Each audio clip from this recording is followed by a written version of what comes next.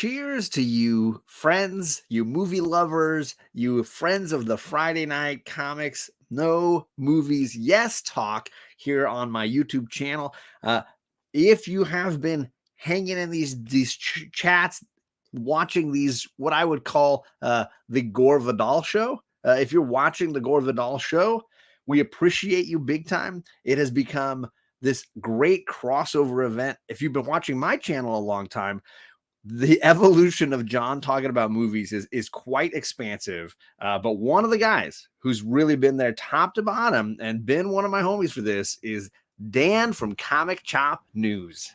Hello. And for those wondering, hey, where's that director show you guys were doing? So talk to Carlito Classico is what I would say. Hit his DMs. Yeah, DM Carlito Classico and give him heck. Life happens, and we kind of set the bar of like, hey, you don't have to be there unless it's your pick. And it's his pick, and he ain't, he's got to start showing up. Well, we made the chat announcement. Yes. But we haven't made the official announcement. We've skipped Carlito, and we've gone to Greg. We've moved on to Greg, the bearded comic bro. And he picked a dandy, which I'm excited to go through those movies. Me too. One movie in particular I'm very excited to talk about. Okay. And not one you'd think I would want to talk about. I own several of that filmmaker's movies, and I'm definitely excited for it. Usually I watch his stuff around the holidays more, but we'll figure it all out. I want to chat with some people in our chat and say hello to. We got Kevin from Entropy and Comics. Kevin's one of my homies here in SoCal. Good to see you, sir. He's always got that notification bell clicked and tailgating himself in here, so we appreciate you, Kev.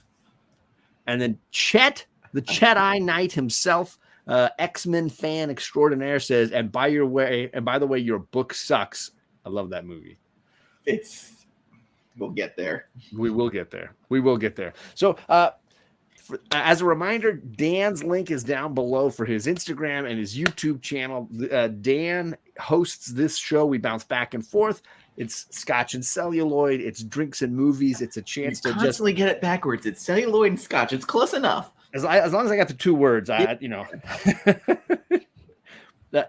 it's just an opportunity to hang with friends, have a drink, and just ramble about movies in general. And what are we doing this episode? We're doing something a little different. Because we had both of our schedules aligned. We thought we would do a one-off show, and both of us have been discussing these two movies a ton. In the Mouth of Madness from John Carpenter and Miller's Crossing from the Coen Brothers. We've been talking about this a ton, and then I thought, well, let's do something silly. Let's decide, like, hey, what movies have the same energy, like the same vibe? And so I picked, because Dan was talking Mouth of Madness, I picked a movie for that. I wanted to talk Miller's Crossing, so Dan picked a movie for that. So we're going to talk about 4 movies tonight and probably 100 others as we just sort of expound. By the way, Tessa loves this idea and she wants to bring it to comics.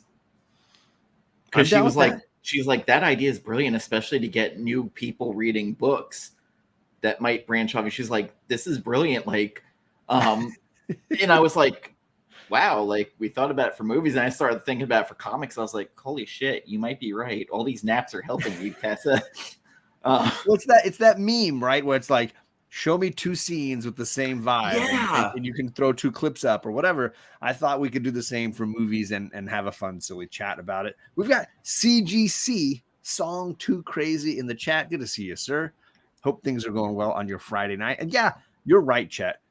Let's talk about what we're drinking. Let's share what we're having. I know you hit it hard last night, Dan. You got to pace yourself tonight. What are you enjoying?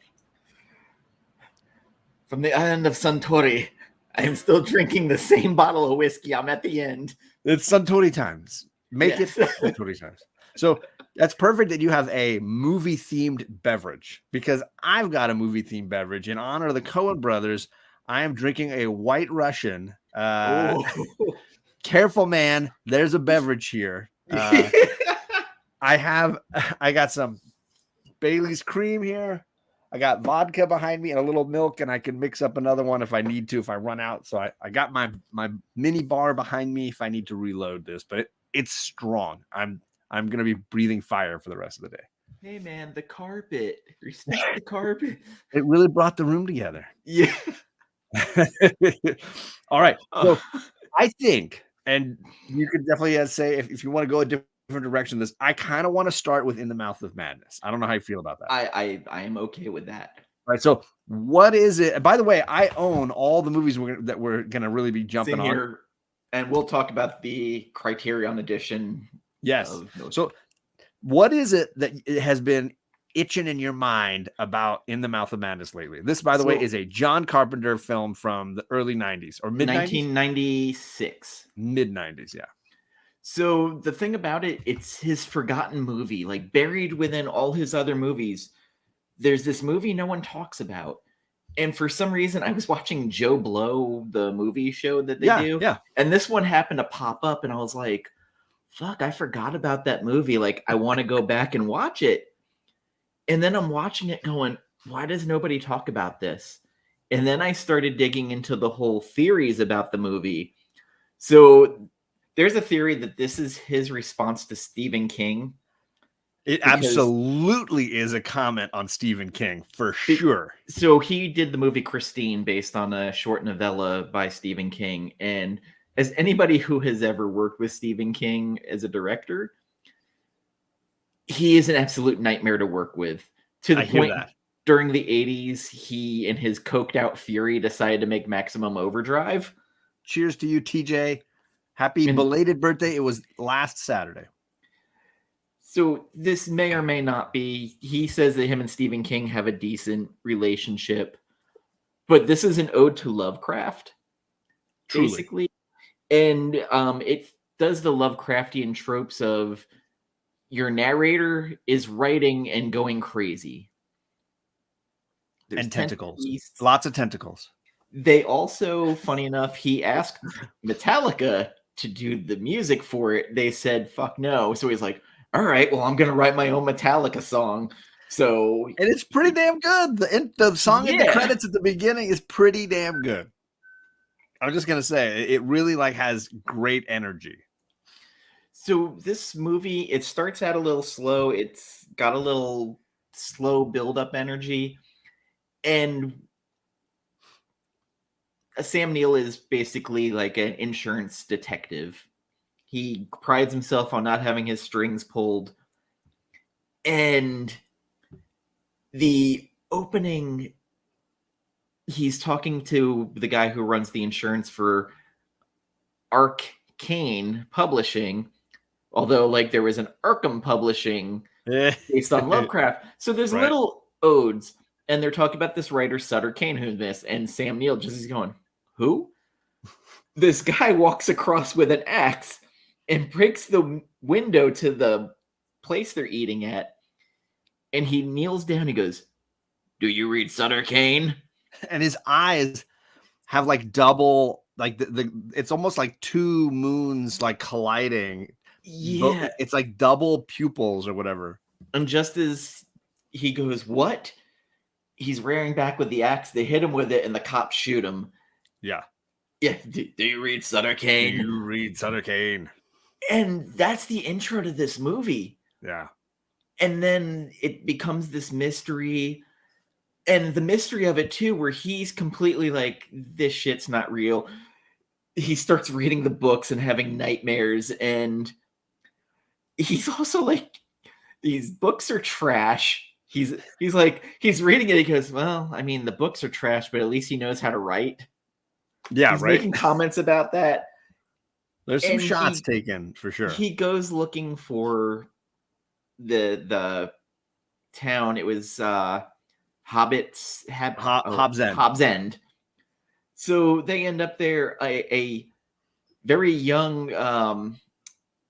the guy who played Anakin Skywalker. He's in it as the kid on the bicycle. Really, Jake Lloyd? That's him. No. The older. Yes. Christian. Christian. No. Graf. I've already forgotten it. It's already gone out of my head. Yeah. Oops.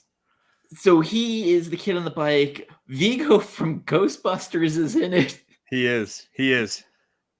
And it's a mindfuck movie where like you don't know if everybody's losing their mind or if this is real. What were your What thoughts about Charlton on it? Heston? You didn't even mention Charlton Heston. I forgot about Charlton The Heston. cameo of Charlton Heston as the head of the publishing company, the owner of the publisher, the publishing the books. So he's got a scene at the beginning of the movie when he sends Sam Neill out, and a scene at the end when Sam Neill comes back. But it for me, that adding him gives me like Soylent Green, Planet of the Apes, like this ending is gonna screw you vibe, like this is not gonna work out vibes, you know. I'm looking at chat. I forgot because he's Star taking Wars a shot. is lame. It's the prequels. Who cares, right? Yeah, Hayden Christensen. I said Chris, and it was the last name. My bad. Like, there's like the whole town is creepy. There's creepy kids in it. There's a little bit of what I would call the Twin Peaks sort of vibe to it, especially when they're on the highway and they keep seeing the creepy guy on the bike going by. Yep. Yeah, the movie does capture a lot of great horror tropes. If you're a horror fan and you've never seen this, if you're a John Carpenter fan and you've never seen this, I definitely think you're missing out. It's one of his definitely, like Dan said, massively underrated or underappreciated movies. I saw this in the theater. I don't know about you, but I had been a horror fan as a kid. I was way into that. 96 was the year I graduated high school. So this came out and I was like, dude, I want to go see another horror movie by John Carpenter. I get to see it in the theater. So I totally went and I was blown away. I can't remember if Escape from LA came out before this or after it. Ooh, I want to say before. Because that might have made me not go see it because Escape from LA was so horrible. And then sandwich this with vampires. It was after, because I took my wife to Escape from LA and I met her in the summer of 96. Oh. So I must have seen this before I met her. And then the following year, 97, probably I took her to go see the Escape from LA because I was like, John Carpenter's awesome. And Escape from New York's amazing. Great first date. It was thankfully not the first date because that would have been really bad. But it was probably like we went to see movies a bunch together, she and I. So we saw That Thing You Do was one of our early date movies. Was it Extreme Measures with Gene Hackman and Hugh Grant? That doctor movie. That I saw that with her in the theater. Those are some of our early movies. So this would have been 96, right? What was that doctor movie with Harrison Ford? Where he's like, I already do work around the clock. Oh, I don't know this one, but it sounds it's epic. Fucking terrible. Like he is basically doing Charlton Heston. There you go. Like he's ranting like with the fist in the air. Okay, TJ says it was after this, so there you go. I'm glad I was right there. So yeah, I don't care. We are definitely a spoiler show, so we're gonna get into the ending here because the ending for me makes this movie great. The bookends of the movie include Sam Neill basically in an insane asylum. He's lost it. He's lost it. He's drawn crosses on his face and on the walls of his cell. There's no way, by the way, that one black crayon would last that long, but it's amazing. The metaphor is beautiful. And he's drawn all over his cell and he's just losing his mind talking about how people can't read this book. It's going to make them crazy. And, I've read the book and it's bad. And the end of the movie is he escapes or he gets let out because the world has gone to hell. And he strolls his way into town only to find a movie theater playing In the Mouth of Madness with his name movie version of the book. He sits in the theater and it's him on the screen. It's his rewatching the movie. So he is in the theater watching the movie that we are in the theater watching, and he just starts laughing like he's going to die of laughter at this movie that we just thought was But he's also cracking and almost sobbing. Yeah, I mean, he's just losing it, and that's the end of the movie. And I freaking love how meta that sequence is. And so one of the things is they call this the Apocalypse Trilogy. Yes. The Thing was the first part of it, which for anybody who watch that and watch the end. Great movie. It ends ambiguously with who do you trust? Right. Who can you trust? Then Prince of Darkness, the part 2 of it, where VHS tapes were spreading Satan, basically. It's another one that gets a little meta at the end, where it's ambiguous, with the guy with the weird 70s stash is like touching a mirror of himself. And apparently Satan's been in this church in this green goo tank. It's very Ghostbusters 2. And then this is part 3, ambiguous ending, but Eldritch Evil, which this is Lovecraft. It like a town in like Maine or whatever, and weird shit going on, like slimy sea beasts, and Jurgen Prochnow going, "You gotta go. I can't hold him back any longer." And Happy Gilmore's grandma killing some guy. So if you're an Adam Sandler fan, Happy Gilmore's grandma has like some naked old guy handcuffed to her foot, and she's torturing and killing him because she's a monster with tentacles for her face. And when they first get to town, they're at that temple. The doors are open, and there's Vigo from Ghostbusters. Yep. Johnny boy. He's suffering Carpathian kitten loss. Yeah. And like his arc is crazy in this movie. It's and then the town starts becoming like slimy beasts. It's insane. And as a viewer, you're like, oh god, this is like a David Lynch thing going on, like Lost Highways, but weirder. Because it definitely, the whole point is you're questioning the reality, right? You're questioning what's happening. You're not certain what's real, what's not real. Our hero character is somebody who is very, he does not believe things easily. He's not fooled easily.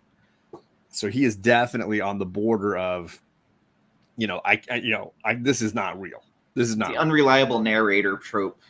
And well, he ultimately he succumbs to the nightmare around him, right? What's up, Tony? Oops, sorry. Also, the radio show playing where it's like people are transforming and like mutating before our eyes and terrorizing everyone. So it had a little bit of not the Walking Dead, Dawn of the Dead, and Night of the Living Dead, with the radio playing like the updates. Yes. Yeah, because he's in the jail or the insane asylum, and when he's breaking out, you hear the radio saying, I'm not sure how much longer we can broadcast," and all that kind of stuff.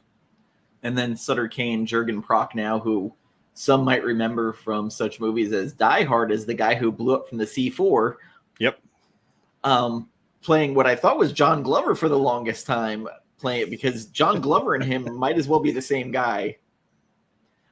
Just no accent on John Glover. Yeah, and there's a part on the bus where Sam Neill thinks he got away, and he falls asleep, and then Sutter Kane's next to him. He's like, "Did I ever tell you that my favorite color was blue?" And he like wakes up, and the whole bus is blue. Everybody, the bus, everybody in it, and he wakes up screaming. So good.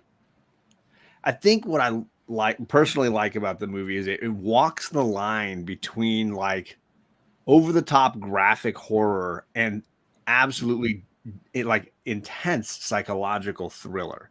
And I think movies usually struggle, and I usually lean more thriller. And I think maybe this movie does ultimately lean more thriller, and that stuff just it gets me better. It hits stronger for me.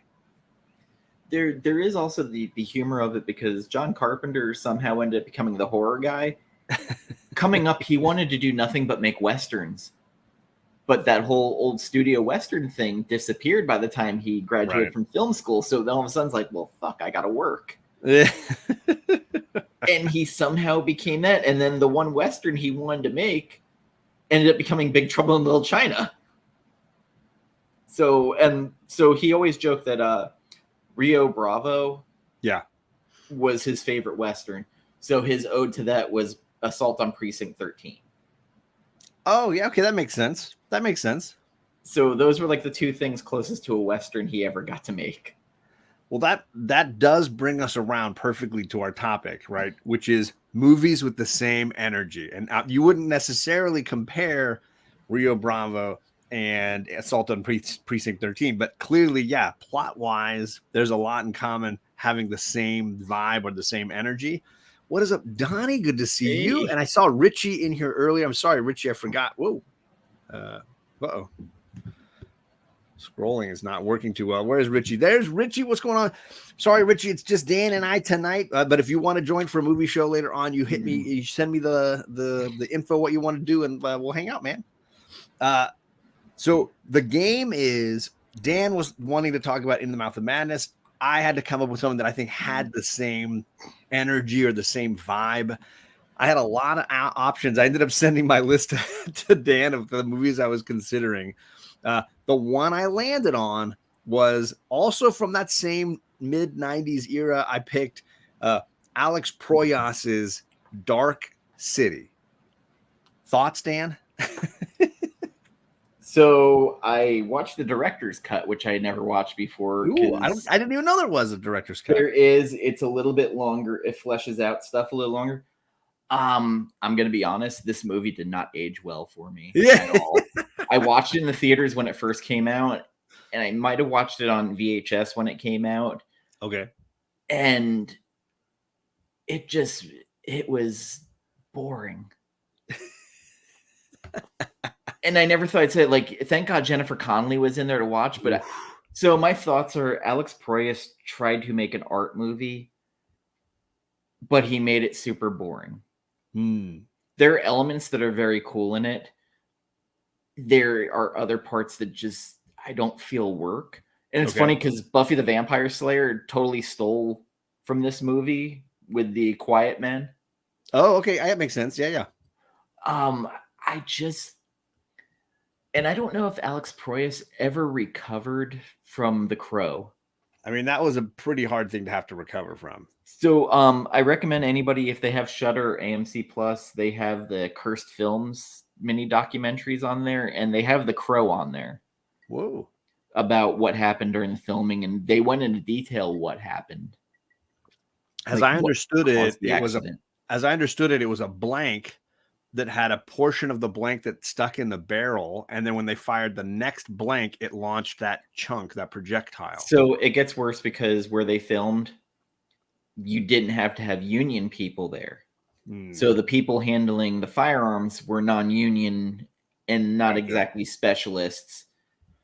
And they showed actually how that would happen if you don't clean the barrel, like during this Cursed Films thing. You could have those little projectiles. Yes, and then they talked about, what happened after that, and like the SFX guy who was doing the makeup and everything was like, I can't come back. Like, I'm not doing this. Wow. And they're like, listen, Brandon would want it done. And then he had to like watch the guy they had dressed, so they digitally kind of made him look like Brandon. He's like, I feel sick doing this. And he's like, I quit the industry right after that movie. Wow. I can't imagine. I don't remember any Satan worshiping stuff in Dark City. I know that there was there's a culty thing going on with the spiral murders that are going on. The idea in Dark City is that there's this like floating city that's being controlled by these aliens who are trying to find the human soul. And what they do is each night they stop everything on the city. Everybody passes out. They move and manipulate people and their lives so that they can study what happens. Rufus Sewell's character awakens before they implant memories into him that would have made him a serial killer. So he doesn't have any memories at all. He's very lost in the world. And as a result, he's not necessarily following the script that they set for him. And he has the abilities, and fucking Kiefer Sutherland is overacting the shit out of it. Like, well, let's do this, because I think there's one of the things that these two movies have in common, Mouth of Madness and Dark City, is one actor who's really struggling. It's Kiefer it absolutely is Kiefer in Dark City. I think Kiefer is miscast and misperforming. It's the female actress in the Mouth of Madness almost brings this movie to a crash. Like, she is there's scenes when she just seems stoned. Like, she just legitimate. There's no explanation to the why she's just like, I don't know, man. And then there's other times where it's almost like porn actress bad, where she's just like, well, maybe he's just too intelligent for you. Like she just seems horrible. Like I don't. She's basically the second lead in this movie, and I can't watch her. She's so bad. So funny enough, she was in Fright Night Part 2. She was the vampire. She's in Fright Night Part 2 would be her next big hit. No, that was her first big hit.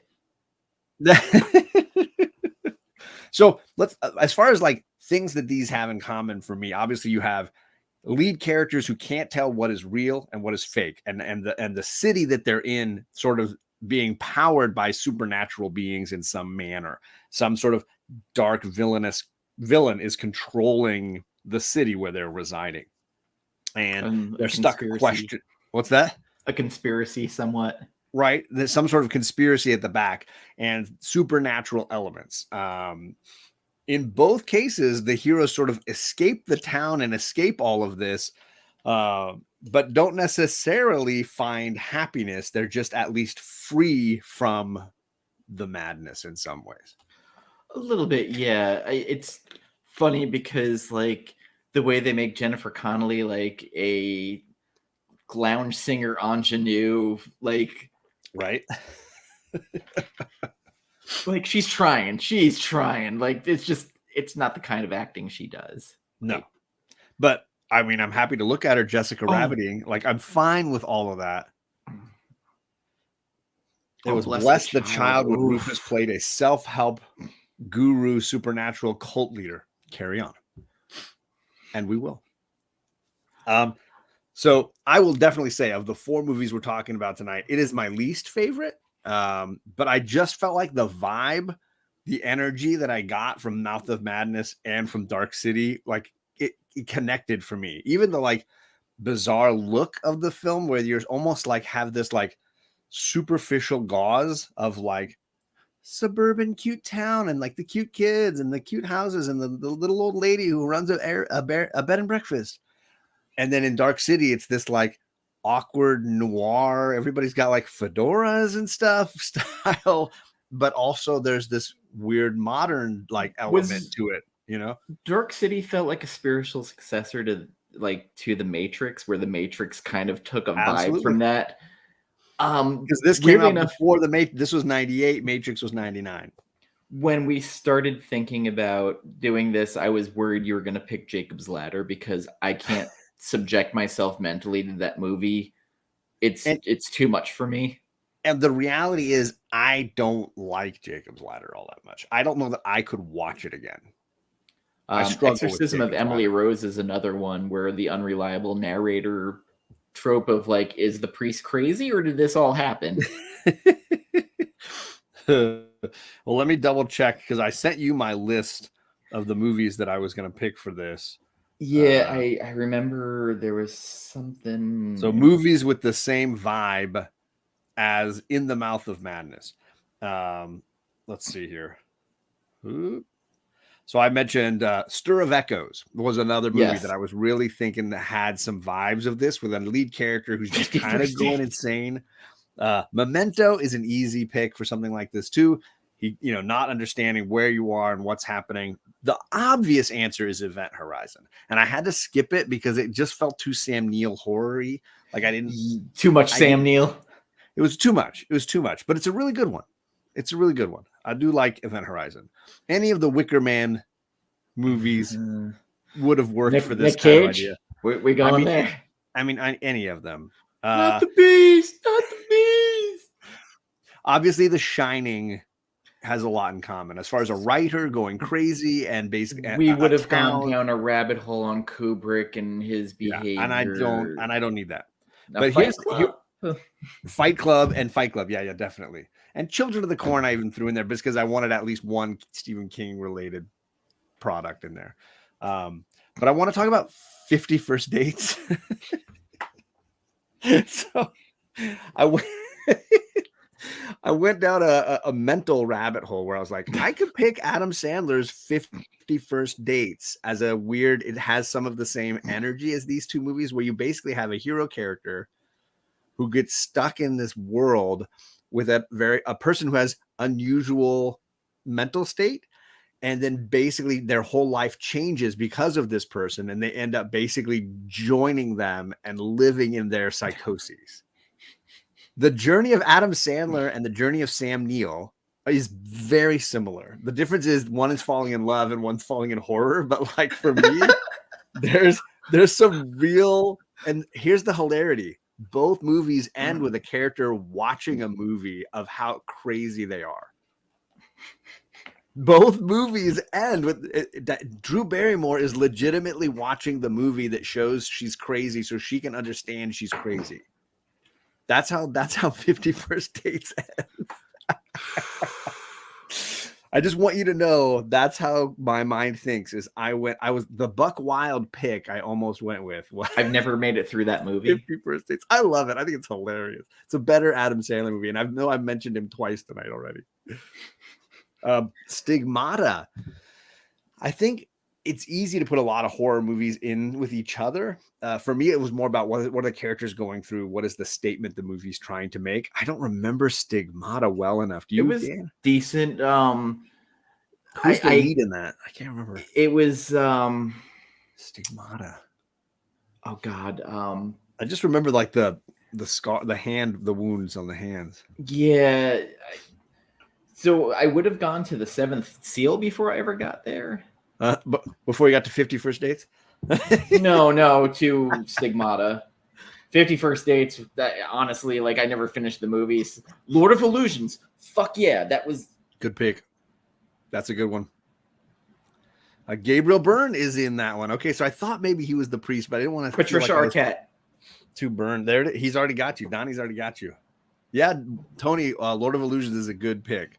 Yeah, is that the Scott Bakula movie, right? And it had Jean Grey. Was that a Wes Craven? No. It was Clive Barker. But it had I saw that in the Femke Janssen as the femme fatale in it. Yep. Right after 007. And it was right after Quantum Leap ended, and it was like quite a different performance from Scott Bakula. And she had just done GoldenEye as Xenia Onatopp. Yes, the girl who killed with her thighs. That's all I remember. So good. Oh, so good. So, Dan, anything else you want to say about these two movies, In the Mouth of Madness and Dark City, or any movies you feel like have the vibe, have the energy of madness for you? So, one thing I'll say, if you haven't seen In the Mouth of Madness, you can watch it on YouTube right now with ads for free. Ooh, nice. So, it's on there right now. What's up, Drac? I'd say watch it once. The mind fuck of course, we just spoiled some of it, but actually watching some of the dialogue in it is actually pretty brilliant.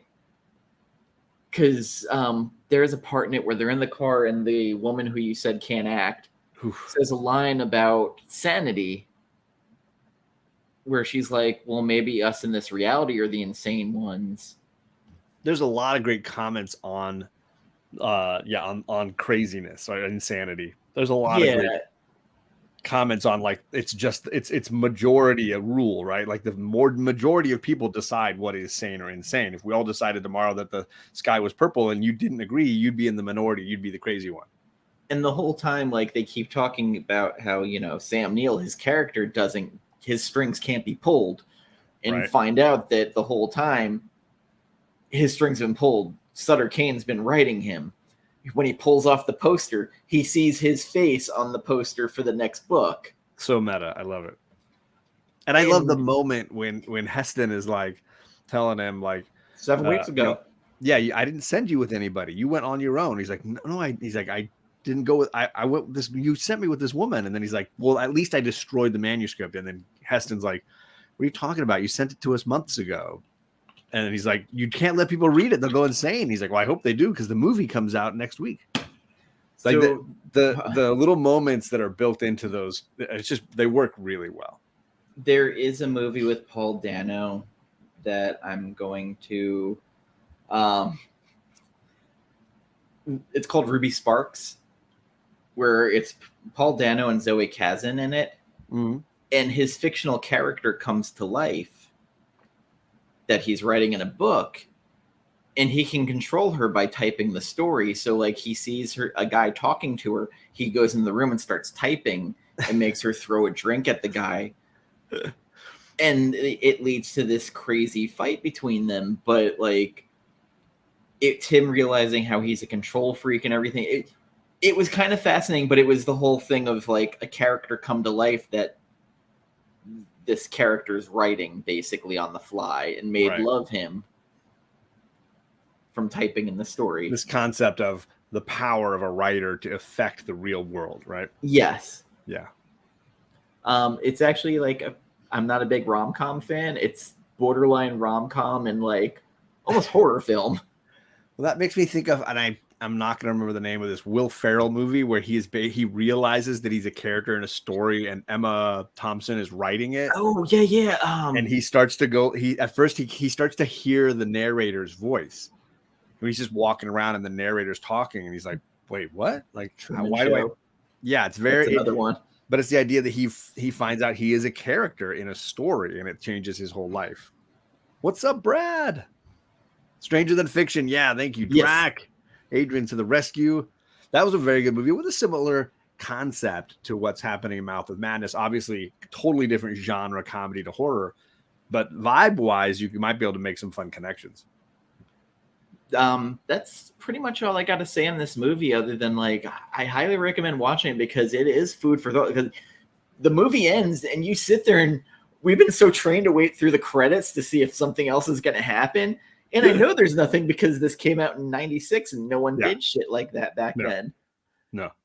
And I was just like, man, like I sat there and started thinking about it and chewing on it for a bit because it was like, fuck, like, is there some existential thing at the end of this? Same thing I did with The Thing, where The Thing ended. I was like, are neither of them the thing or both of them the thing? Or is one of them like, it just pans out? Yep. And the most memorable line of it with, well, none of us are in the shape to really do anything. So I'm guess we're just going to sit here and wait and see if anything happens. Yep. And then dun, dun, dun, dun, dun, dun, and the Ennio Morricone soundtrack starts just blaring. And again, spaghetti Western musician who John Carpenter was like, well, yeah, I'm not even going to touch the soundtrack to the score to this. I have Ennio Morricone doing it. That's the fact.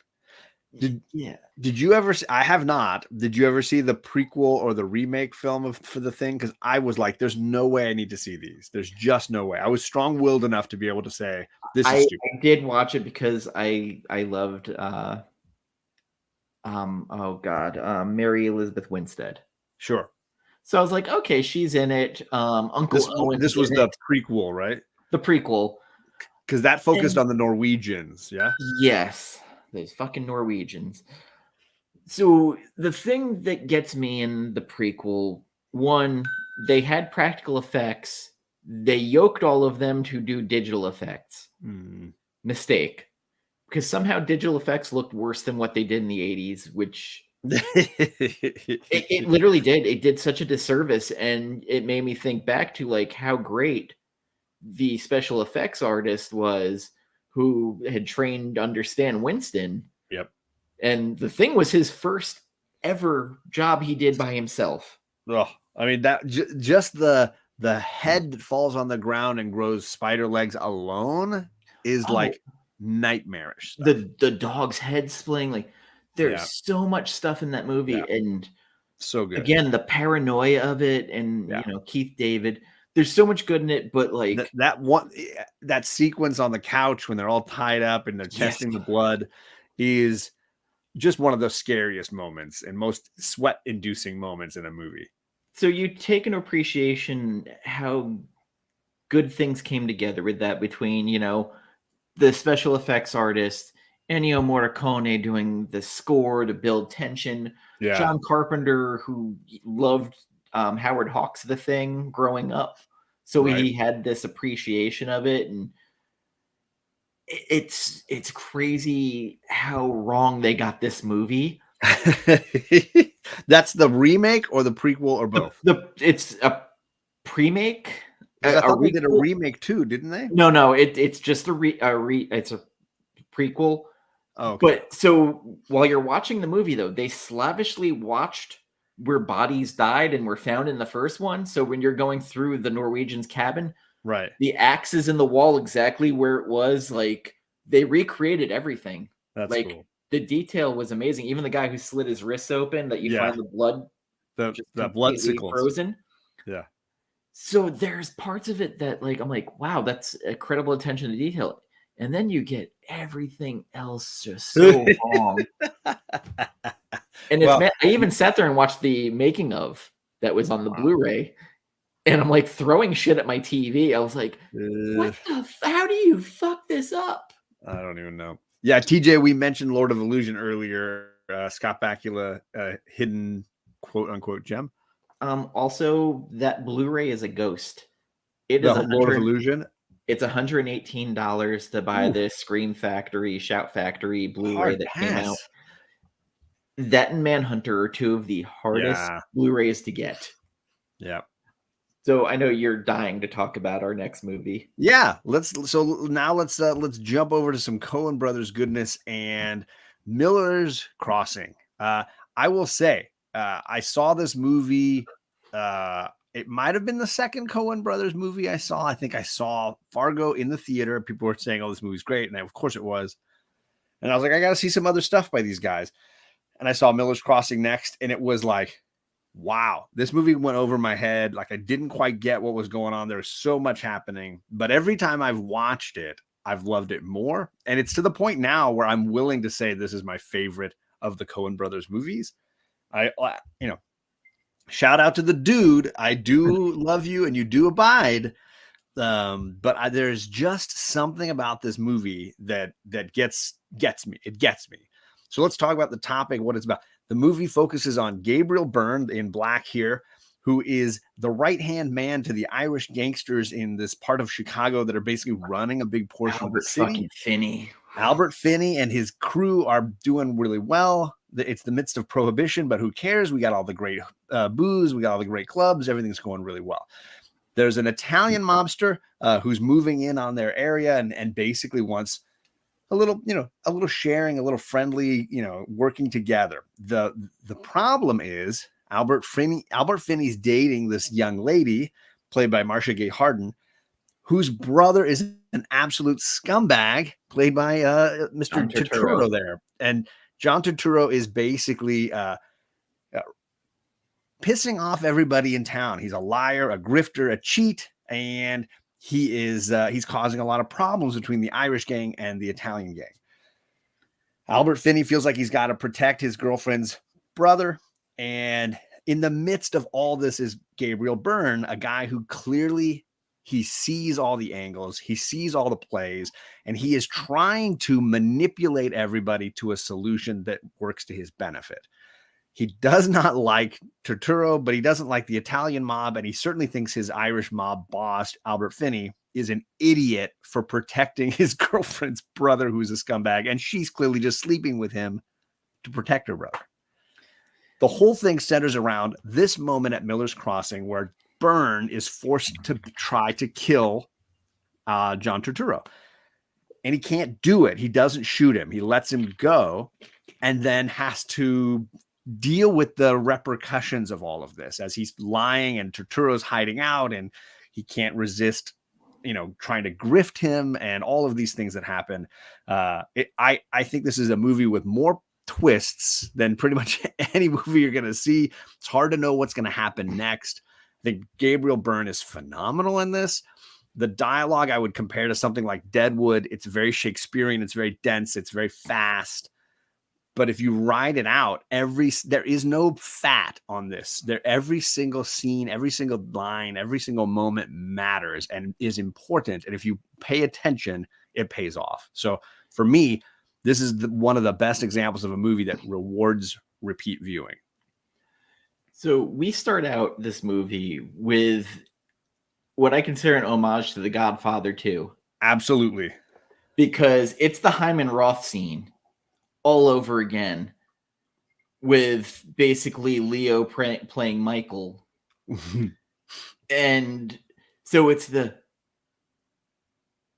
your father worked with Hyman Roth, but he didn't trust Hyman Roth. It turns into that where Johnny Two Angels is begging him to get rid of Hyman Roth because he wants justice. Let me kill this guy, please. Let me kill this guy. And Michael's going, I can't do that. I need Hyman Roth because this Vegas thing we're doing. Yeah. But Albert Finney is so just stoic. Yeah. And he brings something else to the role because you realize right off the bat, he's very prideful. And two, he can be leveraged pretty easy. He's already leveraged. Yeah. He's emotionally compromised. Yeah. And Gabriel Byrne, I'm going to say now, I think they were trying to push him in Hollywood or frame him in this as being a young Irish Pacino. That's the vibe I got because it very much he had kind of early Pacino mannerisms. Just a bit. For me, he's so understated. I get more De Niro than Pacino out of this personally, because maybe it's the look. Pacino eats the scenery in almost everything, and we will talk about Pacino tonight. However, Gabriel Byrne, it spends almost this whole movie just sitting there thinking and smoking a cigarette, just quietly thinking. And it's amazing how much acting he can get into just sitting there and smoking a cigarette. Yeah, like, I don't know. Maybe it was just his physical look where he just looked like a young Pacino. But there was a vibe there.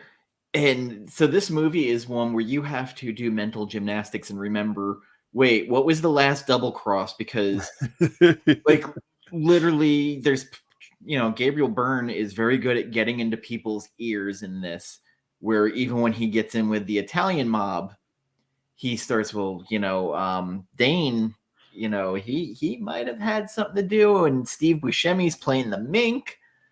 He's flipping sides, right? Byrne is on one side, he's on the other side, but he's playing everybody. He's manipulating and lying to pretty much everybody. When he tells the truth, it's to manipulate them to do something. Yes, because even Caspar, the Italian, he's just like, well, you're very truthful. And that he's manipulating it, but you can't see to what end. And even he kind of gets lost in his own manipulations where shit starts going wrong on him. Yeah. Because, so Leo at one point goes, well, why didn't you tell me, you were doing this? And I was like, this guy's stupid. Like, he knows he's been sleeping with his girlfriend. He also knows that he's been playing every side. Yeah. Why would you want to keep him around? And there's a part where Leo finally has it, and he walks down the hallway and just starts punching him, knocks him down the fucking stairs. Yeah. The big thing about this whole thing is that Gabriel Byrne's character owes a lot because he's a horrible gambler. Yeah. Which the funny thing is 1500, but this is 1920, so 1500 is a gigantic. It's serious money. He bets 500 on one horse at one point, and you're just like $500 and then 20s. That's some real money. Yes. So he's kind of a schmuck, but I wanted to talk about that because I feel like he's an interesting character in that he's obviously incredibly intelligent, reading people, manipulating people, but he does some really stupid stuff and nearly gets himself killed several times. He gets caught, and there's several times when he's basically caught unawares and nearly gets killed in several key moments. So do you think he's a real how would you rate him intelligence wise in this story? I'd say he has tactical agility to get out of the situations he clearly put himself in to start with. Right. Because had he not had the gambling debts to start with, he never would have been in any of this shit. Right. Because everybody's like, I'll pay off your gambling debts, but you need to do this, that. So they use a lot of Jewish slurs in this. They do. So, they talk about the sheenie. Yep. What's a dead Hebe? Blah blah blah. So there is a lot of that. And there's also comments on 3 characters who are gay, and a lot of comments made about their gender and sexual orientation, because the John Turturro character is gay, he's Jewish, and he gets a ton of slurs thrown on him because he is a scumbag. He is a scumbag. Yes. And he's in a love triangle with the Italian mobster's right-hand guy, and this character named Mink, played by Steve Buscemi, who is sort of the other piece of that triangle, where he's in the middle, and Eddie Dane, the right-hand man, and John Turturro are on the other sides. So the 3 of them play this kind of love triangle that's very it's not on screen, but it's basically the background for the whole story, because the interactions between those 3 characters make up a lot of what we don't see. My favorite character that has nothing to do with anything is the police chief, who's just bitching constantly. O'Doul. Yes. Yeah. Every time there's like a brawl out, he's like, goddamn mess. Yep. So-and-so's an animal. You want something to drink? I'm on duty. I'm the goddamn chief. Typical Irish cop. Yep. Great cameo by Sam Raimi in this, as well as one of the cops at one of the busts. So Sam Raimi, this is one of those things that maybe is not known. The Coen brothers were his roommates with Holly Hunter. So Ethan Coen was on Evil Dead 2 as one of the producers. So there's a huge history with the Coen brothers and Sam Raimi. That's cool. That's cool. Yeah, it's one of the things. You talking about your first Coen brothers? Mine was Hudsucker Proxy. Good one. And I know Unruly Simeon mentioned to me that's his all-time favorite one. Didn't love it. Okay. Interesting though. And I told him it's in the middle of the pack for me. It's Miller's Crossing, it's Big Lebowski, and then Fargo are my 3 favorites. After that, there's a pretty big gap before you get to the Oh Brother, Where Art Thou's of the world, and the Raising Arizonas and those kinds of things. I am not a fan of the last maybe 10 years of Coen brother movies. I'm not a fan of pretty much any of those. So they tend to fall way down. But that's mostly because Cormac McCarthy can suck a chode. Again, Javier Bardem probably is what makes me like No Country for Old Men so much, because he's transcended in that role. He is. No, the performances, the cinematography, the music, the editing, all the like production quality things are super high. It's just the story is it's so flawed at its core that I struggle with No Country for Old Men in a big way. And I'm just going to always have trouble with, I think, Cormac McCarthy as a writer. It's just somebody I know, like Scott Snyder. I just avoid him. And I'm a happier reader in general. So I will say, I've heard people say that they've watched Miller Crossing the first time and don't understand it. They walk away being like, I don't know what I just watched. Like, it's too confusing. There's too many plot twists, too many backs and forths, and the dialogue comes so fast. And sometimes the terminology is very dense. It's a very Deadwood is the best comparison I can come up with kind of experience. Did you have that experience the first time you watched it? The first time I watched it, I just remember like I felt like I had to start taking notes. But I was also like a lot younger and was a more fidgety viewer. I mean, I had a similar experience. The first time I watched it, I didn't understand it. I understood what was going on, and the main set pieces. Sure. When the part where they're at Miller's Crossing, where one of the big turning points of the whole damn movie happens, I was like, okay, like I get what's going on now. Like a major domino just fell. Right. So from there, I'm like, okay, but then I was like, fuck, this is getting more twisted. So like literally, like I felt like I needed a pen and paper going, so right here is where this happened. Now he is turning on this person. Right. And it was so many plot threads going on at one time that like reading like Alan Moore's Watchmen like was easier to follow. I love it. I love your comparisons. Lots of great analogies going on here. But again, like even with comics, as I got older, my patience grew. Where You Naturally, kind right? of become more of a. I know that, like, I knew when I was sitting down to watch this movie again, I had to turn off my cell phone. I had to turn off everything else so I can just concentrate. Right. How And many I was times do you like, think you've seen it? this was my third time, Mhm. and what a beauty watching this Criterion transfer. Well worth the money. Criterion. This is probably my fourth one I own. I have Night of the Living Dead, the 4K transfer, Love the hat and on the inside. yes, it had all the posters and inserts inside, but the sound was upped. Everything Yeah. was just A good sound beautifully done. mix. I Yes. never felt like I couldn't, the music and the sound effects and the dialogue were all mixed. I never had to ride the levels when I was listening to it. No, I didn't have to turn the volume up or down at all. Like, No, it was just steady, and I just left it there. I could hear the dialogue well, the music never overpowered or vice versa. no. And again, the picture was very crisp, and this was a darker movie at certain scenes. Oh yeah. So I had no problem. And I have a OLED 4K TV, which usually darks on it are a problem. Yeah. Not so much this time. So And go ahead. Sorry. go ahead. I just I want to let you finish because I was going to jump to dialogue here for a little bit. This is one, like, again, you have to be very patient with this movie. That's the one thing I will push on you is it's almost like watching a Paul Thomas Anderson movie where there's a lot going on, there's a lot happening, and you kind of got to just stay with it. Or Christopher Nolan movies, some of the denser ones where it's like Right. you got to let it breathe. You said the key word. Now Carlito's going to probably show up. So no, thank You you got for to that. say it 3 times like Beetlejuice. He'll pop up. Hey guys.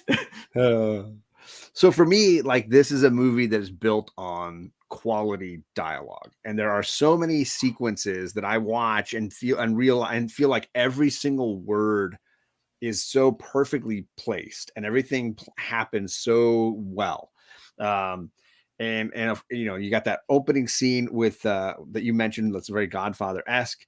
You got the bit when we first meet Verna and she's down in the dressing room and he just starts laying into her and then he throws his drink at her and she's like, yeah, I bet you think you raised hell. And he's like, sweetheart, when I raise hell, you'll know it. It's just the back and forth is great.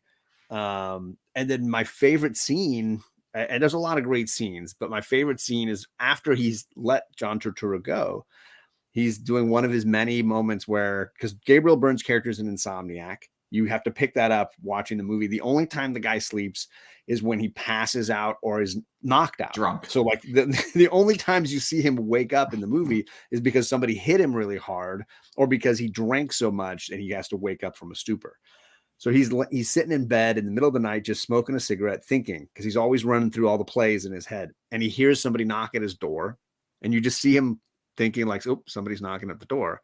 And then you hear the door getting picked and then unlocked and then opened, and he's sitting there thinking the whole time. I love the thought process that you can see on his face where he's like, "Why is somebody knocking? Why is somebody then picking the lock and breaking in and then not coming in guns blazing, but going across the room and sitting down in a chair because he can hear it all from his bedroom."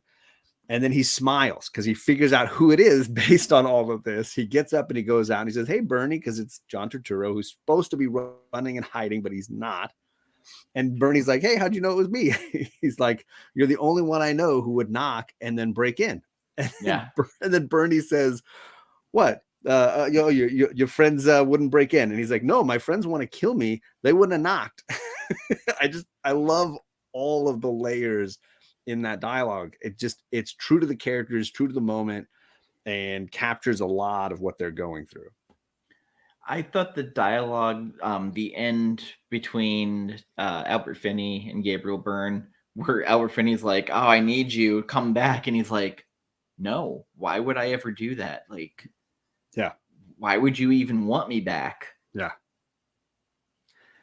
I know the first time I watched the movie, I was expecting him to throw his hat away at the end. There's this metaphor all through it of a dream Gabriel Byrne describes of his hat falling off in a forest and having to chase it. And we even Yeah. see it at the beginning after that opening scene that's Godfather-esque. We cut to the hat falls and then is blown away. And the first time I watched it, I was expecting that to happen, but the whole movie is built on blowing away your expectations of what you think is going to happen. So the end is like the camera slowly pans in on him and he grabs his hat in the middle of the forest, but he pulls it down over his eyes so you can't see his face. And then as it gets closer, he kind of looks up so you can just barely see his eyes. And then it's the end of the movie. I would love to hear your take on what that shot means. What do you think that the filmmakers were trying to say, or Byrne was trying to say, or the character was trying to get across to us with that ending? I don't know if there was any significance. I think it was just a cool way to end. Because that cool. Yeah, no, because the hat had been so, like, even when he lost it in the poker game, he had to go get it back. Right. When he's getting punched and falls down the stairs, he holds on to that fucking hat. Yeah. So the fact of, like, I think it's just to signify I'm in the forest, I have my hat, right, and then pulls it tight, like I'm never losing it. And there's that element of like being true to his core of like that was just a dream. I'm not actually going to lose my hat. I'm going to keep it together. But I would have gotten the fuck out of that town. Like, I would be like, you know what? I just barely lived through this. I'm gone. There's also the metaphor all the way through that the Irish mobster uses of the high hat, talking about people who are treating him like they're better than him. Yeah. And for me, there's a little bit of that too with Byrne pulling his hat down. He's definitely the high hat. I took it to mean that he is ultimately he's going to take the city. He's going to take it away. He's going to be the guy that challenges Finney and takes the city away from him. But that was what I saw was he's the guy with the wart on his fanny who itching for the boss's chair. Like, I got the idea that ultimately he's now noticed everybody's weaknesses and he's played everybody and he's ready for his own seat at the table. That's how I took it. That could be as well. Again, like, it's just ambivalent enough that it's a wonderfully vague ending that I kind of like. Because it can go either way. He could stay and just be a thorn, or he could just go away and just be his own man somewhere else. Right. Because he's definitely done what he set out to do. The question is, where does he go next? Right. Yeah. Okay. Well, so speaking of great movies with great dialogue that is dense, dialogue that can be confusing, dialogue that leaves you wondering what the heck is happening, you got to catch up on. What is the movie you picked that has the same energy as Miller's Crossing? So immediately thinking about all the plot twists and everything else and dialogue, this is a movie that I think about quite a bit, and that was Glengarry Glen Ross. It's character actor heaven. It really is to me. And I think both this and Miller's Crossing have an amazing ensemble cast, all really doing top-notch work. From the moment it starts and Alec Baldwin walks in and gives that speech where it's like, who am I? Fuck you. That's who I am. Yeah.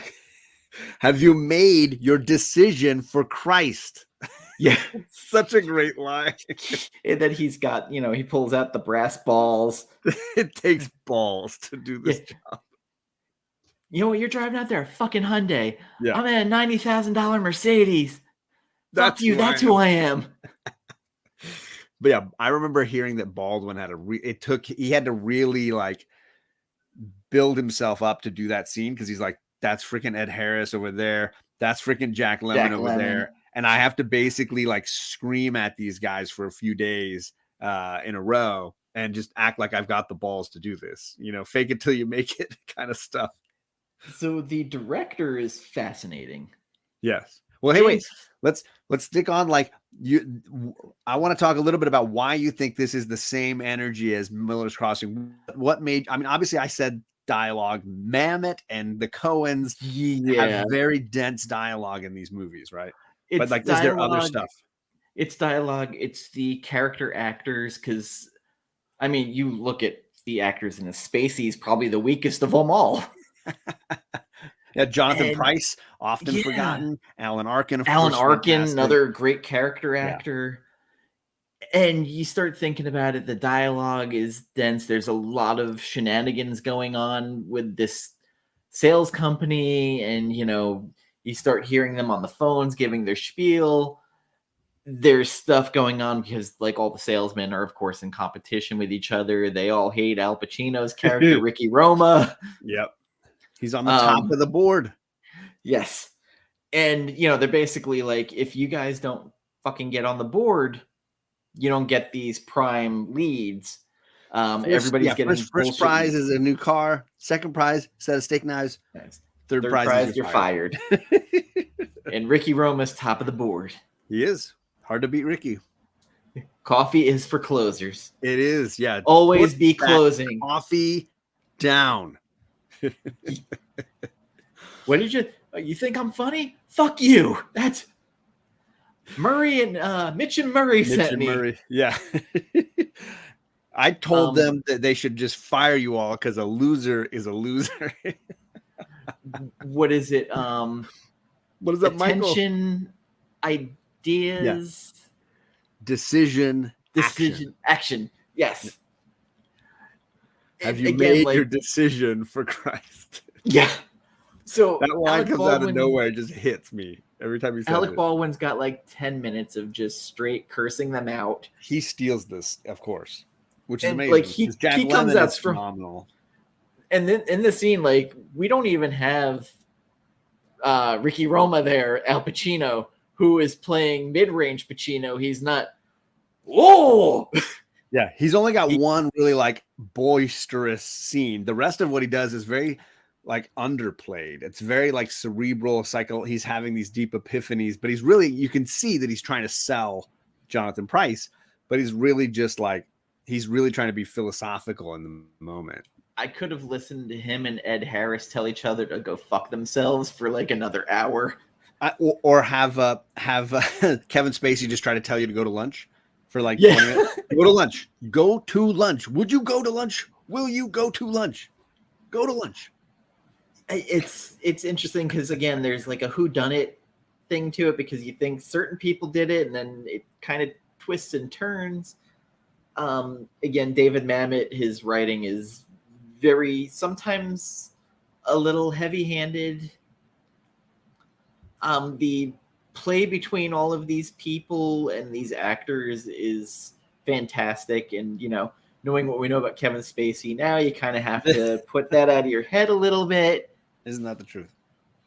But boy, oh boy, when we get full-blown Pacino later on, because Pacino plays very understated early on. He's like, oh, yeah.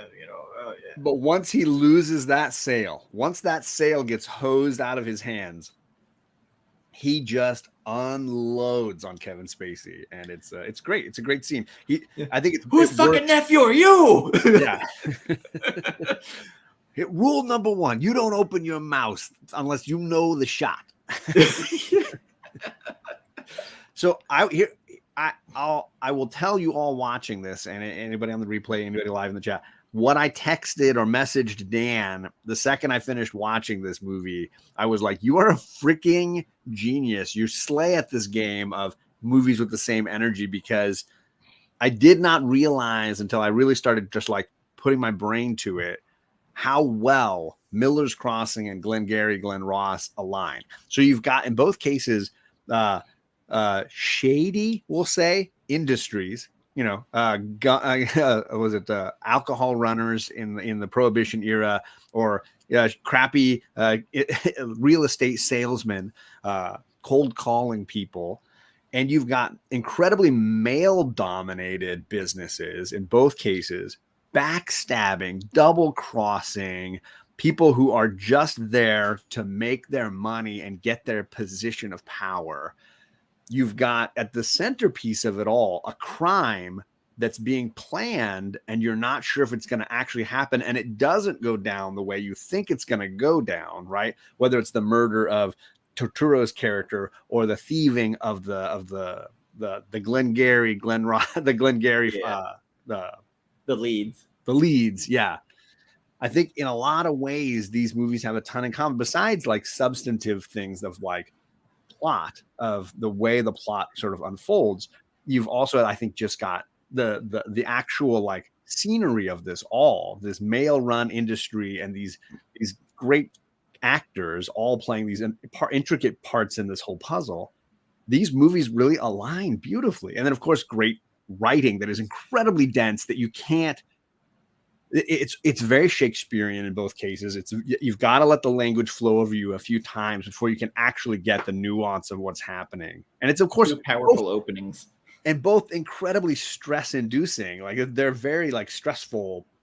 You know, what these characters are doing, their lives and their livelihoods on the line. It's very intense.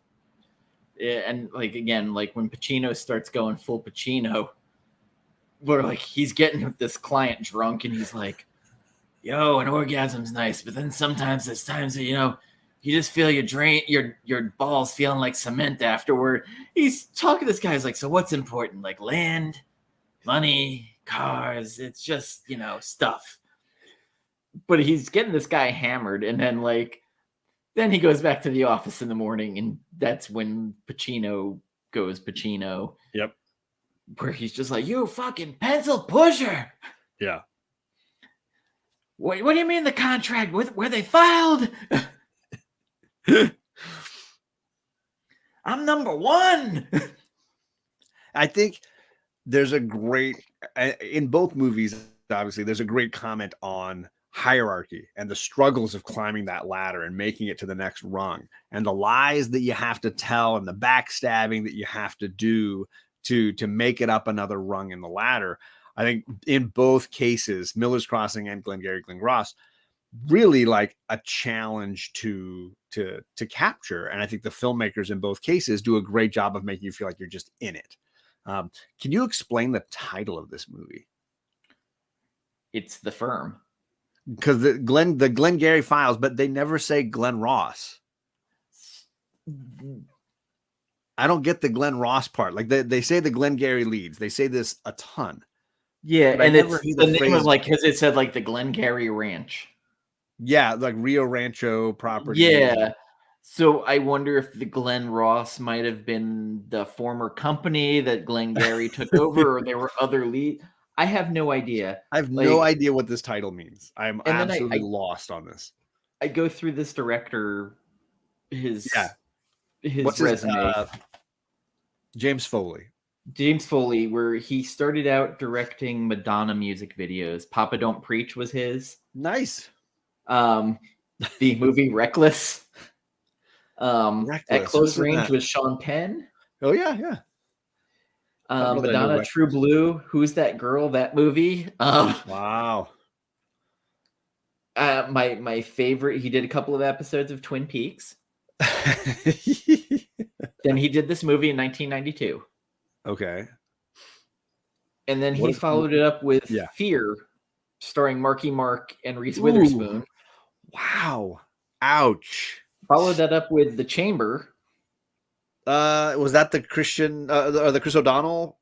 Gene Hackman. Yeah, the John Grisham book. Then followed this up with Marky Mark Hey DJ music video. The Corruptor, starring Chow Yun-fat. Wow. And Mark Wahlberg. Okay. He's clearly made friends with Mark.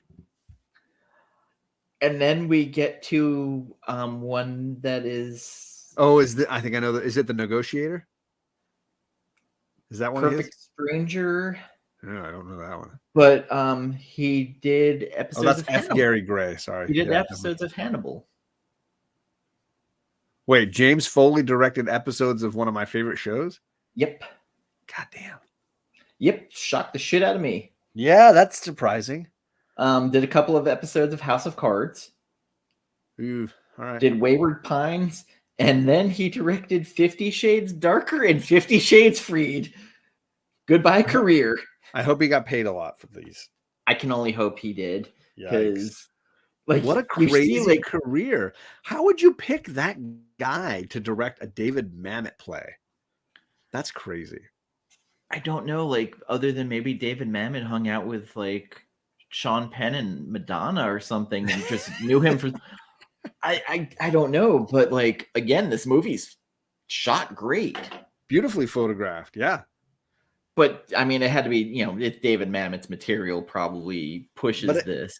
It's the danger of creating a film version of a play. You often run into something that can become very flat and very stoic, and as a result doesn't have a lot of energy to it. But that's not the case here. No, and I recommend anybody on YouTube just look up the part with Alec Baldwin walking in. I mean, I would just say put the movie on if you can get a copy of it or watch it or whatever. I think it was this was the only one I think that was streaming. This one was on Hulu. It's on Hulu. So I just played it, and I would say if you just $12 on Amazon. There you go. I have my old 2-disc special edition, so I still have that one. I would just say if you watch the first few minutes all the way through the Alec Baldwin scene, and you don't want to watch anymore, then you've watched the best parts. You can walk away, feel good about it. But if you are wrapped with attention, like most people, when they get through that sequence, you'll want to stay to the end. And I do think it's got one of the better twists that totally works for an ending, where you feel like the plot's going in one certain direction and you can predict it. And you're like, oh, how are they going to get Ed Harris in this? How is this going to go down? And then when the twist is revealed, I think you're just kind of floored by the whole thing. And then it's heart-wrenching. It went in a direction where I was like, oh, like I forgot about this. Because it had been years since I last watched this. And I'm a big Jack Lemmon fan. And he as always, does a stellar job here. So when I was picking what I was going to do, I had a runner-up. Okay. It was going to be Road to Perdition. I mean, yeah. I mean, as far as visual aesthetic, like talk about movie that has exactly the same vibe. And Tom Hanks maybe doesn't get the credit for his performance in that. And you also have an Irish mob boss, and his right-hand guy who he won't listen to, right?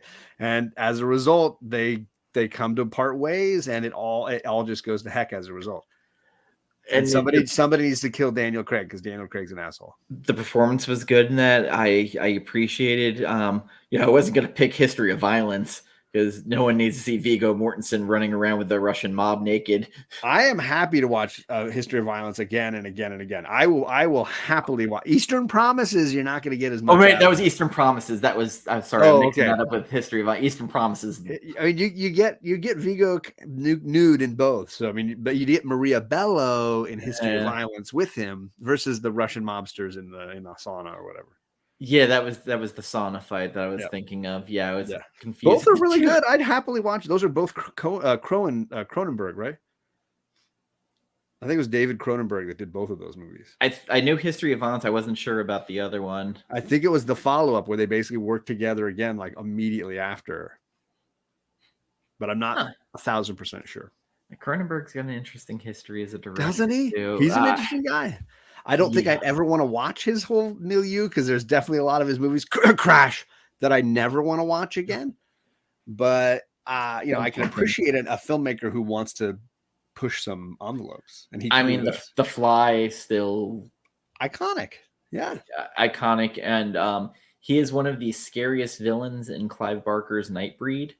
Okay, I don't know. I remember that one very well. He basically puts on a mask, and it's like a sewed up button mask with button eyes on it. Creepy. And he's a psychiatrist who makes this guy think that he's a serial killer when he's actually the serial killer. This is a very Hannibal-esque kind of story. A little bit. So it's Cronenberg decided, he's like, oh yeah, I'll be in your movie. I'll be the killer. He showed up in Jason X of all fucking movies as a doctor in it. Ooh, what a bad movie that is. Holy crap. That was a theater experience that for me. I went and saw it, and it was exactly what I thought it was going to be, because anytime you send a horror icon into space, you're out of ideas. Like, I'm the same guy who watched Leprechaun in the Hood and Leprechaun Back in the Hood. So, I think Jason Takes Manhattan gets a lot of bad rap because I would rather watch it than Jason X. I can't handle Jason X. I get so frustrated. So Jason didn't take Manhattan. He took a boat. He did. He showed up in Times Square for 5 minutes. That's what ultimately happened. Yeah, he literally was on a boat that was going from a lake into the Hudson River. Yeah. I don't know how that all worked. Jason Goes Towards Manhattan is a better title. Jason went to Vancouver for most of it, and then he went to Times Square for about like a day to shoot. We're like, we're out of funds. Bye. I think I've told you this, but I'm going to repeat it because it's just an entertaining factoid. The hometown where I grew up, Robert Englund lives there. In fact, I just saw him last week crossing the street while I was driving by. So shout out Freddy Krueger. The writer-director of Jason Takes Manhattan lives across the street from my mom. And I've talked to him a bunch. He's let me go to his movie sets when he's making movies. He's an incredibly nice guy. But yeah, so I have a little bit of a bias when it comes to Jason Takes Manhattan because I know the writer-director. He's really nice. So there is a huge, like, gigantic documentary called Crystal Lake Memories. Okay. And when they talk to him in the documentary, he goes, listen, I had a lot of ambitions. I had this great idea. And then they started doing the finances. They're like, that's great. We can't do that. Cut that.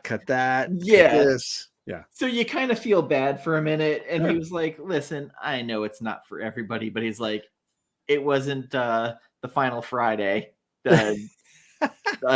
Jason Goes to Hell. Yeah. He's made a few movies. He did a movie called Clock Stoppers with what's that? I watched that. That was and he's done some made for TV stuff. He's worked with Jonathan Frakes a lot from The Next Generation. Number one, number two, number one. He's number one. I think he's number one. I mix him up with Austin Powers. Number two. Who works for number two? Who does number two work for? You tell him who's boss. I got to meet Jonathan Frakes on one of their sets because he's just a super nice guy, and it was cool. So I'm a little biased on the Jason Takes Manhattan because I know it's not good, but I can still be entertained by it, and I can't watch Jason X. I just can't watch it. So I watched them all. I've seen them all. I just can't anymore. And I can appreciate bad horror to a certain. I watched Halloween Resurrection. Buster Rhymes karate kicks Michael Myers through a fucking window and then shocks his balls with a fucking power cord. He does that. Yep. Yeah, I've watched it. I'm amused to a certain degree because at least I was entertained by how bad it was. Right. So I can find little things in movies to like that. It takes a lot for me to walk out of a movie going, I didn't find one fucking thing I could enjoy. Well, good for you. I appreciate that kind of a moviegoer. There are ones that were pretty close, though. I only recall ever really walking out of one movie in my life. I don't know that I've done it enough. I just once you've paid your money, I'm kind of there for the long haul at that point. I've walked out of 2 movies. Yeah. Mm-hmm. Mine was Being Human with Robin Williams. Oh. I walked right out. I'm done with that one. I couldn't finish that one. Nick Cage. That's all I need. That's all 8mm. Oh, wow. That's one I've finished a couple of times. As soon as the killer came out and it basically looked like George Costanza, I'm like, fuck this. I can't do this. Because all I was waiting for, Harry, it's me, George. Literally, and I couldn't do it. I was done at that point. It was interminably long. And then I walked out of Sucker Punch after the second rape scene. Sucker Punch. Was that the Zack Snyder movie? Yeah, that movie sucks. Apparently, it's not good. I finished it, but I've never watched it. There was 4 more rape scenes after I left, or alluded rape scenes, and I'm like, well, I left at a good time. It's horrible. 2 was too many. Yeah, just give me your homoerotic 300 and I'm fine. I don't need Sucker Punch. What are you talking about? Was that homoerotic? No, not at all. Not at all. Where did we get all this oil from? Is Dwayne Johnson on set? They're rubbing them all down backstage. You know it. Is Dwayne Johnson here? Is there a cocoa butter shortage? What's going on? Could be. It's the one thing from the Fast and the Furious movies I loved is Ludacris makes jokes every time The Rock comes on set. It's like, you smell baby oil? And they start making jokes. I have not watched Fate of the Furious So 8, 9, and 10 I have not seen, but I That's where I'm at. loved 7. I thought 7 was absolutely fantastic. I haven't watched 8, 9, or 10. Hey, look at us. We know what we need to talk about next time. I did watch Hobbs and Shaw because Jason Statham's in it, so thus I have to.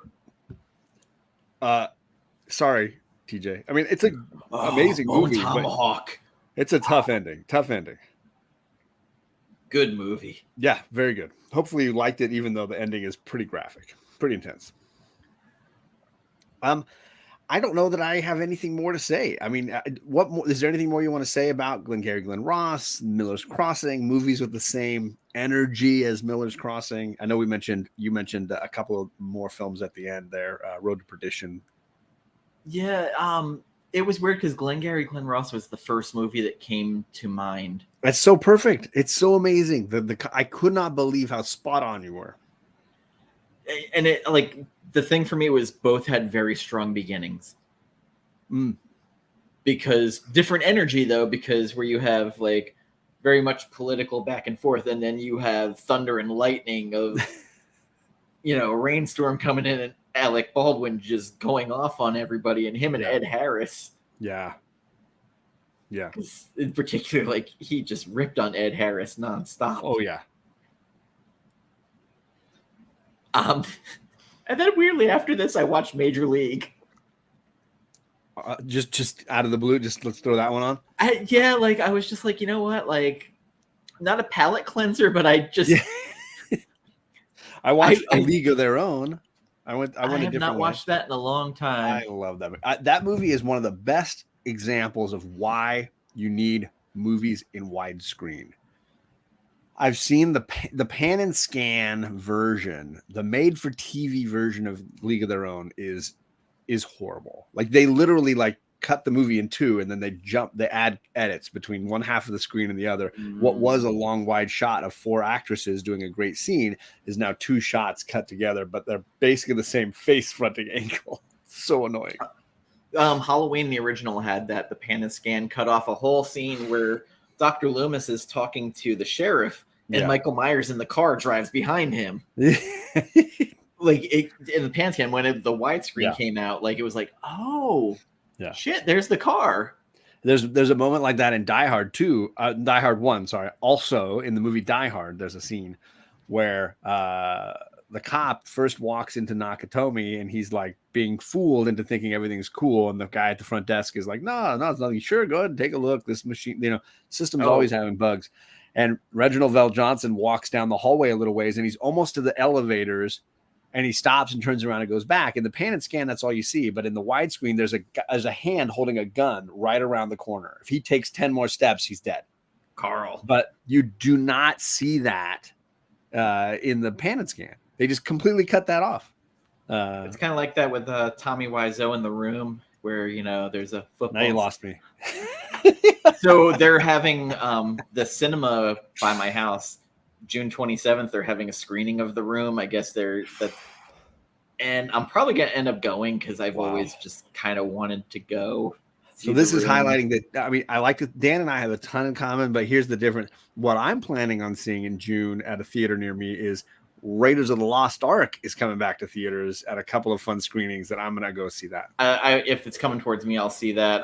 Dial of Destiny, I saw, is not getting the greatest. I probably won't see that, but I will see Raiders. I'm going to try and find Gambit to go see The Flash and just end the last of the Snyderverse. I'm hoping that's what it is, but people are acting like it's going to be this amazing movie that's going to like revolutionize, and everybody's going to want the Snyderverse back. If the Snyderverse jumps to like Netflix or some other place and just is there, even if it's the greatest comic book movie ever, which it will not be, but even if it was, I don't need more Snyder era stuff.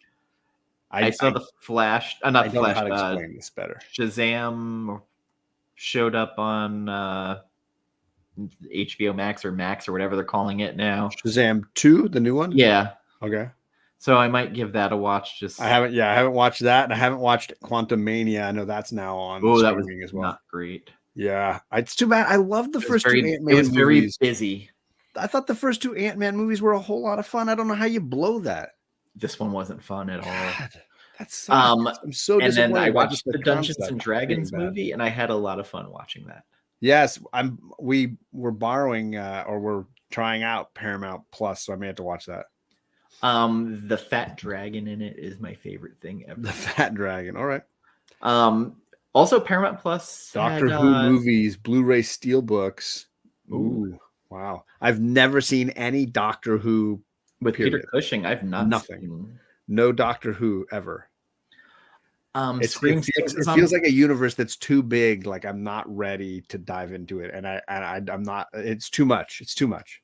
Scream 6 is on Paramount Plus, and oddly, one of the greatest things I watched on Paramount Plus was the South Park post-COVID when they're adults. No, it's shockingly good. All right. Cartman is a rabbi in it. Butters is selling NFTs and he's locked in an institution. Like it's insane. Like, all right. But it was a weird kind of insane that I kind of appreciated. Especially Cartman's wife's name is Menorah. Nice. It's just there's dumb stuff in it, and every now and again South Park hits like weird home runs with me. I mean, I get it. But I wanted to remind folks, we are still working on those directors, reviews. Dan did one, I did one. We're working on one for Bearded and one for Carlito, although he's Carlito. Do we spoil what Bearded's is? Or yeah, I don't think we need to keep it a secret. Oh my God, is it John McTiernan or is it James? Okay, so Predator, Die Hard, The 13th Warrior, which is the one that probably most people don't think I'd be excited about, but I am. The remake of the Thomas Crown Affair, I really think is a great movie. I forgot about that one. Yeah, I really like that movie, but mostly it's because I like boobs. There's a lot of boobs in that. Who was it? Who was in the Thomas Crown Affair? I forget. This is the Rene Russo and Pierce Brosnan. The original one is Steve McQueen and Faye Dunaway. Oh, another one I'm kind of excited to talk about. That Hunt for Red October. Hunt for Red October. Yeah, great movie. Last Action Hero. I mean, I'll talk about it. But that's one that's like I haven't watched it in a long time, so I don't know if my feelings changed on it. He's a really talented filmmaker who creates movies that have a lot of energy and a lot of excitement. And Sean Connery and Medicine Man. I liked Medicine Man. I could definitely watch that one again. I'm interested in seeing that one again. And Rollerball, which I remember more for the amount of ads that were in every comic book. Who's that lead in the Rollerball remake? Oh, it was the dude from American Pie. Chris Klein. Chris Klein. Interesting. LL Cool J. Yeah. Jean Reno. Oof. Rebecca Romaine. Every once in a while, I skip a movie because I feel like they put all the actors I don't like together for me so that I can skip one movie instead of 5 or 6. But we also get, oh God, what was his name from Lost? Naveen Andrews. Oh, Saeed? Saeed, yes, he's in it. He's a really good actor, but he's definitely picked some bad movies. Oh yeah, like he's married to Barbara Hershey. What? Yeah, Naveen Andrews is together with Barbara Hershey. Boy, my head just went to Barbara Hershey was in that movie, The Entity, where she got sexually assaulted by a ghost. I always go to Hoosiers, but maybe that's just more me. It was like one of the first, like when the parents were asleep, every now and again, like you turn on HBO or Cinemax and be like, what is, okay, this is a horror. Okay, like, huh. All right, well, this isn't the ghost movie I thought it was going to be, but all right, like. So if you want to watch some John McTiernan movies, or if Carlito ever gets around to watching Guy Ritchie movies, we do plan on a couple of shows to be spread across Dan's channel and mine over the next few months. And if we do another one-off like this, whenever Dan and I have aligning schedules. We might play another version of movies with the same energy, where we each pick something and we each try to find a movie that matches so that we can do it. Because we are way more consistent movie watchers than the rest of the Joe Schmoes in our crew here. So you can count on us. The one question I have going back to Gabriel Byrne, why didn't he ever get bigger? It's a good question. He did a lot of smaller roles. He's one of those ones I asked, and Clive Owen's the other one I asked because great pick. He's somebody like I sit there and there's a lot of movies that he's great in, and then you sit there. And I rewatched Croupier the other day. What a great movie that is! For anybody who wants to watch, like, in my opinion, one of the best Clive Owen movies. And no, I'm not talking about Shoot 'Em Up. Shoot 'Em Up's the most entertaining one with him and Paul Giamatti. But Children of Men. Great movie. Alfonso Cuarón, another director I really like, who did a Harry Potter movie of all things because his kids liked Harry Potter. He did the best Harry Potter movie. Really? I would say yes. I weirdly like Goblet of Fire a lot. I mean, it's really good. The hair kind of kills me in that one. Yeah. The hair's so dang long. They just kept going hippier. But Clive Owen, even that King Arthur movie he was in. Isn't that a John McTiernan movie? Is that a John McTiernan movie? No. Who did that? But that's the guy that did Training Day. Yes. God, I've already forgotten, but I knew it. Antoine Fuqua. Yeah, there it is. Also, Ray Stevenson was in that, and great one past. He was in one of the most entertaining Punisher movies I've ever watched.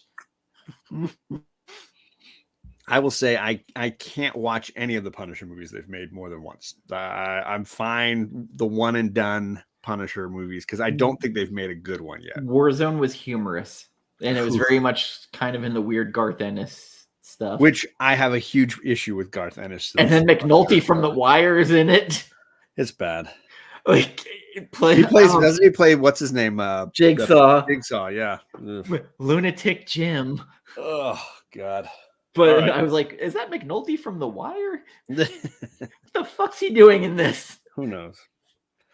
So we're gonna get out of here. We're into the ramble phase of the show, which is always fun, and you never know where it's gonna go. Except I gotta go to work in the morning. Dan's got to go to work in the morning. The link to his channel is down below. I think I'm hosting the next director show, but he's gonna host the next one-off when we play this game again. So just be ready for it.